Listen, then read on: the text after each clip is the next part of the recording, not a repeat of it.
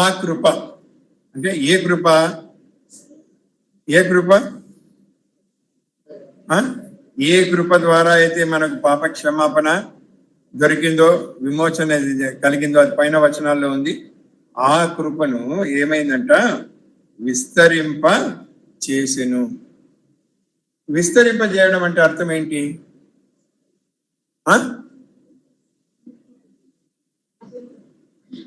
గట్టి చెప్పు, చిన్నగా. స్ప్రెడ్ కావడం. కృప విస్తరించాలి, స్ప్రెడ్ కావాలి. అనుకుందాం, మీకు ఒక ఉదాహరణ ఇస్తాను. ఒక కప్పులో నీళ్ళు పోసాం. ఆ కప్పు నేను అనుకుందాం. కప్పులో కృప అనే నీళ్లు దేవుడు పోస్తున్నాడు. ఇప్పుడు అది విస్తరించాలంటే ఏం కావాలి? ఎలా సాధ్యం అవుతుంది? ఏ విధంగా స్ప్రెడ్ అవుతుంది? అవిలా మొదట నేను నిండాలి. Okay, correct. తర్వాత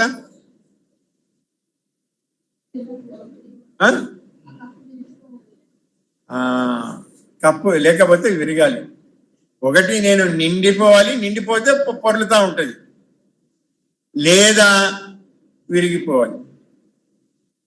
అంటే కృప అనేది విస్తరించడానికి దేవుడు ఏర్పాటు మనల్ని మనకు కృప ఇవ్వడంలో ఉద్దేశం ఏంటి అంటే, మనము ఆ కృప చేత నింపబడి మన పొర్లి పారాలి.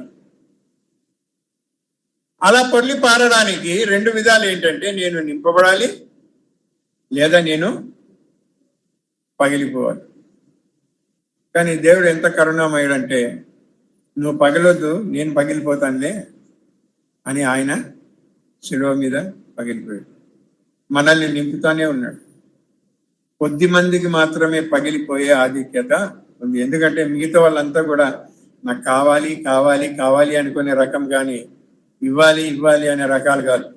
అందుకే ఎవరైతే ఇవ్వాలి ఇవ్వాలి అనుకుంటారో వాళ్ళే మాత్రమే పగిలిపోతారు. అలా పగిలిపోయినప్పుడు వాళ్ళ కృప అనేది స్ప్రెడ్ అవుతుంది. సో ఇక్కడ మీరు జ్ఞాపకం చేసుకోండి, మీరు నింపబడుతున్నారు.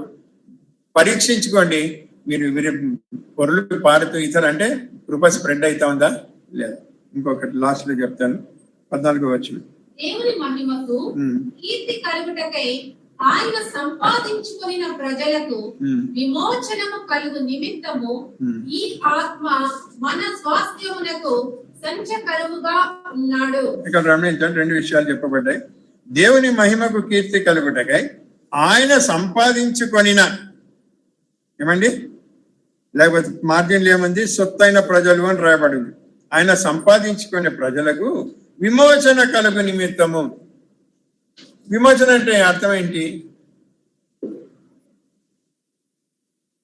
ఎన్నోసార్లు చెప్పాను, ఎందుకు ఎర్రముఖాలు వేస్తారు?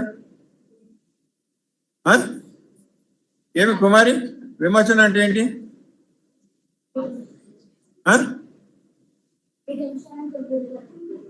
రిడెంప్షన్ అంటే ఏంటి?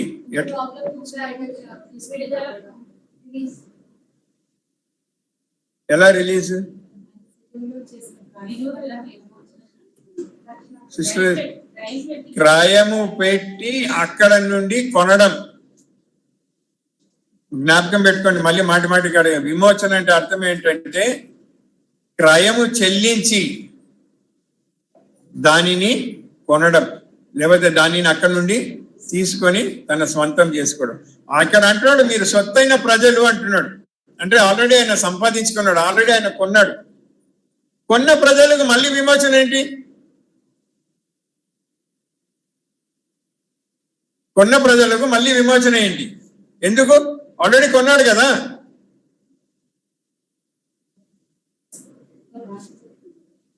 ఎందుకు అంటే ఆ కొన్న వస్తువు ఏమైతా ఉందంటే, ఇక్కడ తీసి ఇక్కడ పెట్టుకుంటే మళ్ళీ పోయి అక్కడ పెడతాం. మీ చిన్నపిల్లలు ఏం చేస్తారంటే, వాళ్ళను అక్కడ కింద ఇట్లా చేతితో అంతా గలీజ్లో చేయి పెట్టి ఆడుతుంటే వాళ్ళని తీసుకొని వచ్చి చేయి తుడిసి ఇక్కడ కూర్చోబెడితే కొద్దిసేపు తర్వాత ఏం చేస్తారు? ఏమవుతుంది? నీ పేరేంటి? దేవని భార్య పేరు ఏంటి? సంగీత. నీకు అనుభవం బాగుంటుంది కదా, మాకు కూడా ఉంది. ఏమవుతుంది? శ్రీయాంశిని బాగా స్నానం చేసి సోఫా మీద కూర్చొని పెట్టిన తర్వాత వాడు ఏం చేస్తాడు? మళ్ళీ పోయి ఆడపోయి చేస్తూ ఉంటాడు. కాబట్టి మళ్ళీ తీసుకొని వచ్చి మళ్ళీ చేయాలి. ఇదే జరుగుతుంది. వాళ్ళ దగ్గరకు వచ్చినప్పుడు అదే జరుగుతుంది. మన శరీర తత్వాన్ని బట్టి, మన యొక్క నియమాన్ని బట్టి ఏమవుతుందంటే మనం తిరిగి దానిలోకి వెళ్తాం. కానీ ఒకటి గమనించవలసింది ఏంటంటే ఆయన మనల్ని గొర్రెలుగా చేశాడు కాబట్టి గొర్రె ఎప్పుడు కానీ బురదలు పడినప్పుడు వెంటనే ఏం చేస్తుంది? గొర్రె బురదలో పడినప్పుడు దులుపుకుంటుంది. వెంటనే దులుపుకొని మళ్ళీ బయటకు వచ్చి వీలైనంత వరకు అది లేకుండా చేయాలని ప్రయత్నం చేస్తుంది. అదే పందైతే పడుతుంది. పరీక్షించుకోవాల్సింది, జ్ఞాపకం పెట్టుకోవాల్సింది ఏంటంటే మనం గొర్రెలము. పరీక్షించుకోవాల్సింది ఏంటంటే మనం గొర్రెలుగా ఉన్నామా లేకపోతే పందులుగా ఉన్నామా? అర్థమవుతుంది? అదే అనమాట. సో ఆయన ఏమన్నాడంటే మిమ్మల్ని మీరు నన్ను జ్ఞాపకం చేసుకోండి, మిమ్మల్ని పరీక్షించుకోండి. సో ప్రభు మనతో క్లియర్గా మాట్లాడాడు. మరియు పరీక్షించుకొని జ్ఞాపకం చేసుకొని పరీక్షించుకొని మన బలలో పాల్పొందుదాం.